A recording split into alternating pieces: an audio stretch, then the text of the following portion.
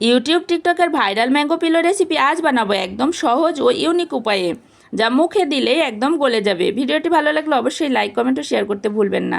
বাটিতে ডিম, চিনি, লবণ, লিকুইড দুধ ও ব্লেন্ড করা আম ফেটিয়ে আটা দিয়ে আমের ফ্লেভারের ব্যাটার বানিয়ে নিয়েছি এবং অল্প একটু ফুড কালার অ্যাড করে নিলাম।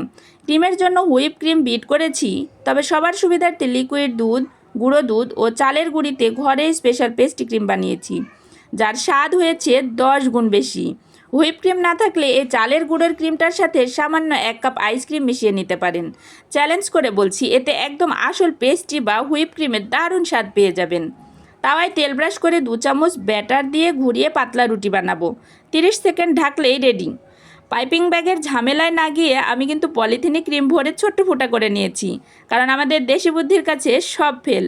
রুটির ওপর ক্রিম, পাকা আম ও ওপরে আবার ক্রিম দিয়ে বালিশের মতো ভাঁজ করে নেব। সবগুলো পিলো ফ্রিজে রাখবো 1 ঘন্টা। এরপরে ঠান্ডা ঠান্ডা কেটে পরিবেশন করব। আগের ছবি পোস্টের পরে অনেকগুলো রিকোয়েস্ট ছিল